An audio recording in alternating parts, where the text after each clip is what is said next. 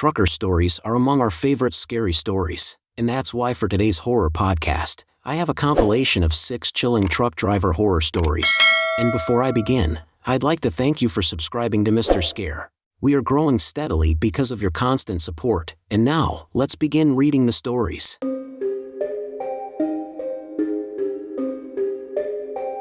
Just so you know, I spent more than 8 years in the military, and I have been a tattoo artist for 11 years now. In my travels, I have met and tattooed well over 5,000 people, and for anyone who doesn't get tattooed, it is kind of like therapy. People get them for all different reasons, but the common theme is that people like to talk. I try to have friendly conversations with all of my clients, but if anything sounds too crazy, I tend to just nod my head and carry on with the tattoo. Now that the basics are covered, I will never forget these 2 particular clients I had while tattooing in southern Arizona. 2 truckers with 2 ridiculous-sounding conspiracy theories that I may or may not fully believe. But these got me listening. The most fascinating 2 clients, with the coolest stories though, were these 2 truckers. I tattooed them every time they were in town. The first, let's call him Jim, said he worked for a government-contracted shipping company, and all his work entailed was driving cargo into the mountains, driving past military checkpoints, into a circular door cut into the mountain, and dropping the cargo off into a staging area tall enough to park a small skyscraper. Jim said he saw huge tunnels leading off of this chamber, and trucks coming and going with cargo, but his clearance let him into the staging area to unload and then leave, no more. So needless to say, I was a little skeptical. Like yeah, I worked for the alphabet soup and know all about some of the mountain retreats and missile silos, but really, underground highways? Staging areas you can walk a mecha through? Quit pulling my chain. That was until about 2 or 3 months later, when I met Bill. Bill said he was a trucker, and when I asked what he carried, he said all the secret cargo. I asked him, so like all the covered stuff you see on the highway? And his reply was just, no, the stuff is too dangerous, or of the books that you never see on the highway. Since the thoughts of Jim's stories were still in my mind, I asked if he meant the underground highway, and Bill lit up like crazy. Like he was tired of having his work discounted. He went off for the entire session about the crazy weapons and biohazard shit he hauled around on the Great American Underground Highway. As Bill explained it and corroborated Jim's story, the underground drivers are different from the above ground so as to maintain separation and levels of secrecy. All the doors are guarded by black op types, and the scale is simply off the charts. He said that the entire nation was connected underground via these tunnels, but only near major cities were there any access points, and those were usually hidden in the mountains. Just thousands of miles of giant tunnels deep underground being driven solely by government contract truckers, hauling ultra-sensitive gear. I don't know how true these stories are, because I have never seen them, nor can I provide any proof. But 2 strangers sharing a similar story definitely makes your mind stop and pause.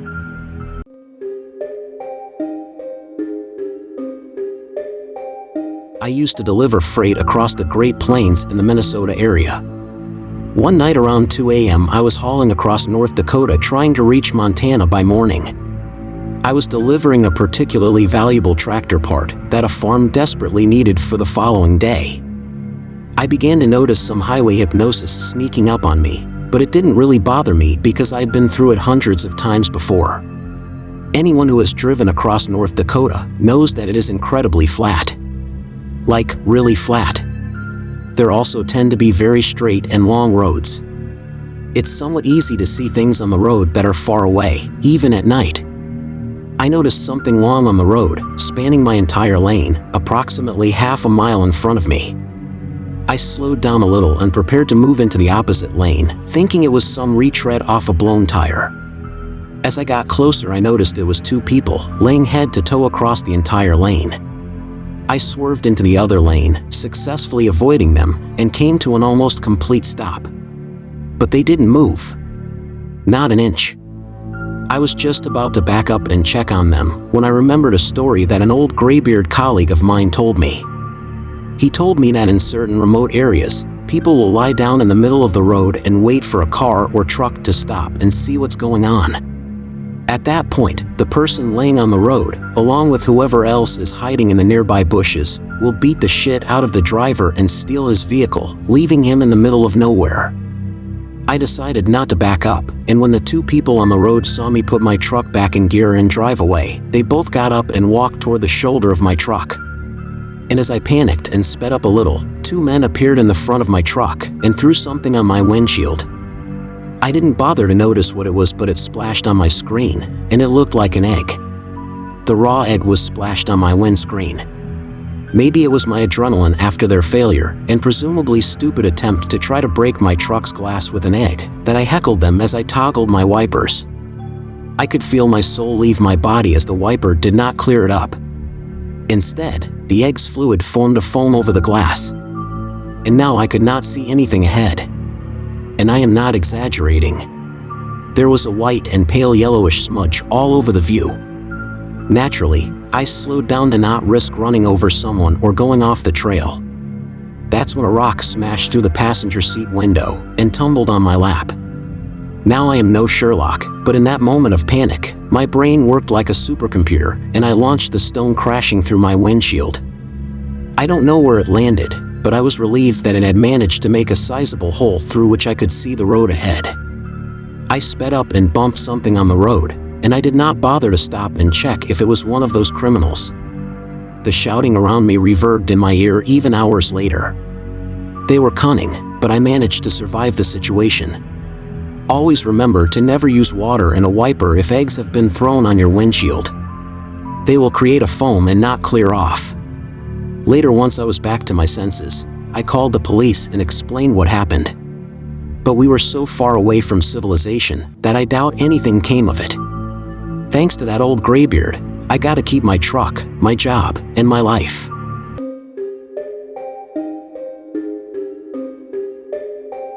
In 2004 or 2005, I was driving flatbed and had picked up a load of construction material like drywall, roofing, and other similar stuff that I don't remember now. But it was prepackaged in boxes, and I remember having to use strap protectors on the entire load while driving in rural Tennessee. My memory is foggy now, but I want to say it was between Memphis and Nashville, but closer to the intersection of the Mississippi, Alabama, and Tennessee state lines. Tarp was required, so I strapped everything down, tarped the load, and left the shipper. About 5 miles down the road, in the middle of nowhere within the woods on a 2-lane road, I noticed my tarp flapping in the wind. I found a wide shoulder and pulled over to fix it. I realized that I had done a shitty job tarping this load, so I decided to redo it on the side of the road. I undo all the bungee straps, drag the tarps off, roll them back up, climb up on the load and start unrolling the tarps again, and I see a guy walking down the same side of the road I'm on, coming towards my truck. I don't think anything about it other than to keep an eye on him, all because I'm in the middle of nowhere while I continue what I'm doing. About the time I have tarps set in place and am climbing down to start hooking the bungee straps back on, this dude is getting close enough that I'm now paying more attention to him than I am to tarping my load. I grab my winch bar and set it on the trailer where I'm working. So I had this 8-pound solid metal bar about 4 feet long tapered to a blunt point on one side, ready to defend myself. The guy gets to me and the first thing I notice is his hair. It's like a mullet, but it's patchy as fuck. Like he tried to cut his own hair and had a seizure in the process and gave up. The next thing I noticed was his eyes, which I can only describe as off. Like they were clear, and I didn't think he was drunk or high or anything, but it also gave me the distinct impression that the elevator didn't go all the way up. His clothes were dirty and not well maintained, with dirty white tennis shoes, because I remember he didn't have laces on one shoe, and the tongue was noticeably out of place. He stops by me, waits until I acknowledge him, and just says, "I've got a long walk." I'm like, "Yeah man, you do, we're in the middle of nowhere." Making it clear there's no ride that I'm offering him. He nods, starts walking by me, continues on his way, stops at about the driver's door on my truck and turns around, comes back to me, and repeats himself. "I've got a long walk." At this point, I explain that I can't give him a ride, insurance, and all that. I apologize for not being able to help him out, and he seems to accept this, so turns around and leaves. I wait for him to get a little away from my truck and then start working on finishing the tarp job. I still keep an eye on him, and I notice that he's moving away from me. As I'm putting on the last of the bungee straps, I look over to check where he's at, and he's turned around heading back towards me. He was now about 100 yards in front of my truck and was coming back my way. It looks like he's talking on a cell phone, has his hand up to his face, and I can barely make out his mouth moving, his other hand waving like he's having a conversation with someone. I finish with the straps, grab my winch bar, and am climbing into my truck as he's about 10 yards away now. Soon as I'm in the cab, I lock the doors and set the winch bar on the passenger seat just in case. I look at the guy and realize he's not talking on a phone. He's talking to his fucking hand, and now I'm nervous, cause he doesn't look like he's having a nice pleasant chat. It looks more like an angry conversation. I crank the truck up, put it in gear, and just pull out. Didn't look for traffic or anything. As I pass him, he's just looking at me, still holding his hand to his face with this dead-ass look on his face, just staring at me. He gave me the creeps. About the time I hit 5th gear, I look in the mirror and there was no one there.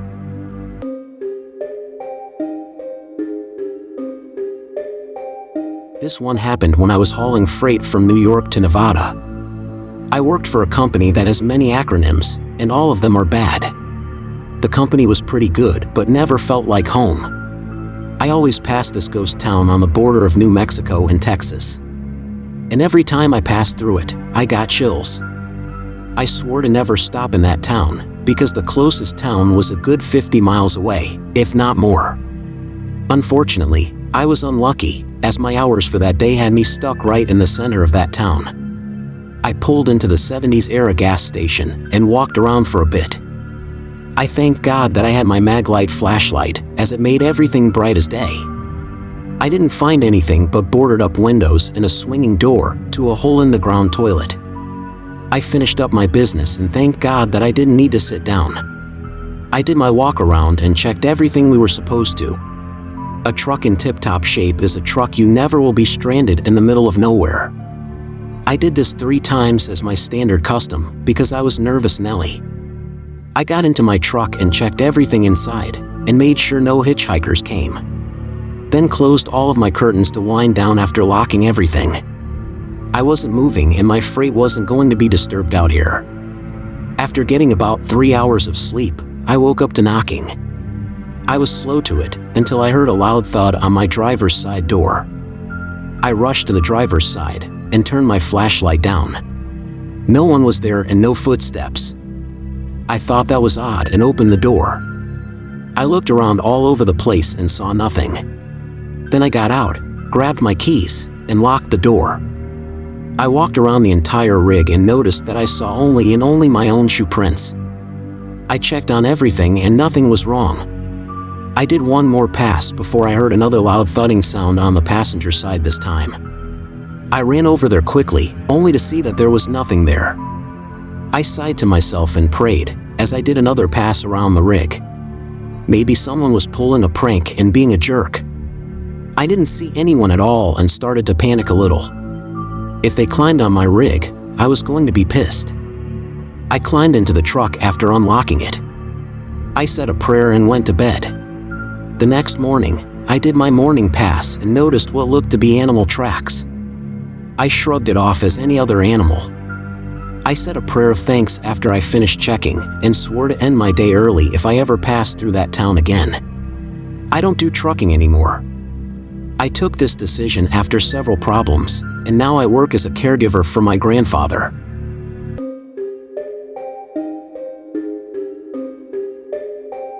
I am not a truck driver by profession. But every summer from the age of 8, our family would drive a truck or a van to Mexico for vacation.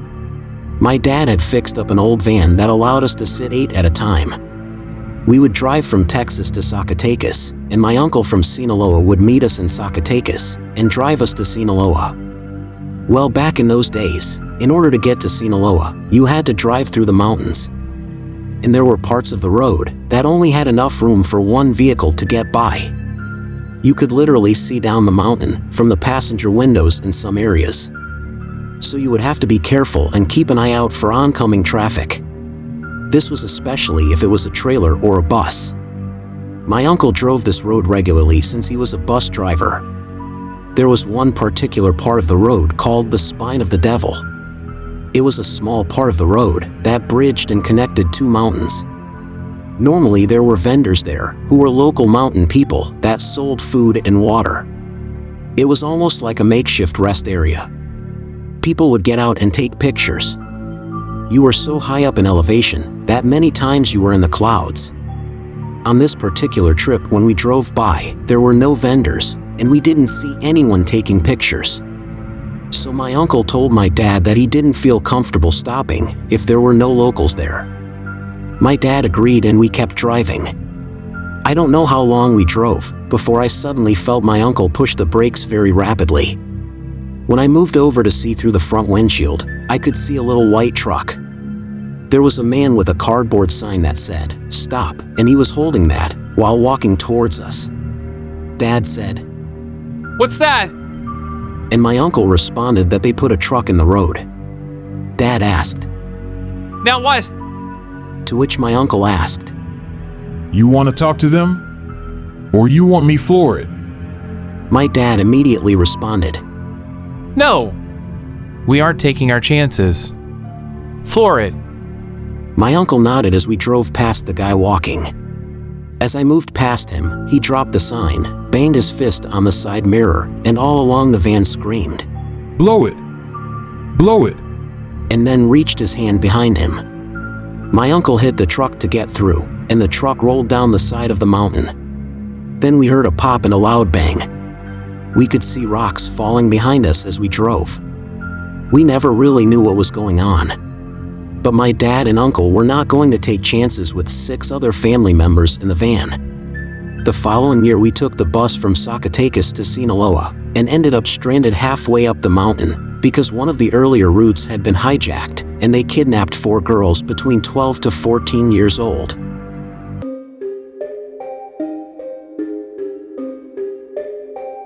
This happened on a road trip with my ex-girlfriend, and I've always wanted to tell this story. We were headed to Eureka in California from Oregon and had to go on this Highway 299. We had a late start to our day, so it was nighttime by the time we set out on 299, thinking it would be just a normal stretch of a rainy highway. We were thoroughly unprepared for how twisty and isolated it was. Midnight came and it had been pouring rain, and my girlfriend was dodging rockfall for the entire drive so far, and she was absolutely drained. We found a flat place to pull over for a quick nap. It was like a little outcrop of dirt alongside the road. The rain had stopped, but it was muddy. And man, was it very quiet around there. We were both so drained that we just crashed for about 30 minutes or so in our respective seats. Keep in mind, we'd been on the road for a while and hadn't passed a single car the entire time. I woke up to the sound of scratching underneath the car, which I brushed off as an animal. Then I heard steady plopping out in the mud, like someone was circling our car, but didn't see a damn thing. I elbowed my girl thinking she was still asleep, but she was fully awake and frozen in place and just said, "I know." She said she had this feeling that something was off from the second we pulled into that spot. We held deathly still for a bit longer, still reckoning it was a deer or something. Yes, we were in denial. I got a literal wave of goosebumps when we heard that faint scratching start up yet again. This time we bolted into action, and she threw the car into reverse pretty quickly. Suddenly she screamed, "There's someone there! Oh my God!" as she saw a figure dive into a nearby bush, lit up by the reverse lights.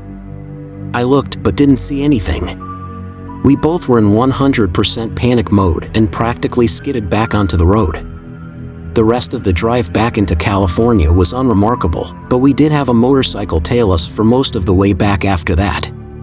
From a decent distance, luckily for us. But seeing that faint light bobbing far behind us gave us the creeps on top of everything. It was probably unrelated, but who knows? Everything felt creepy and wrong for the rest of the night. Be careful on Highway 299 in Oregon.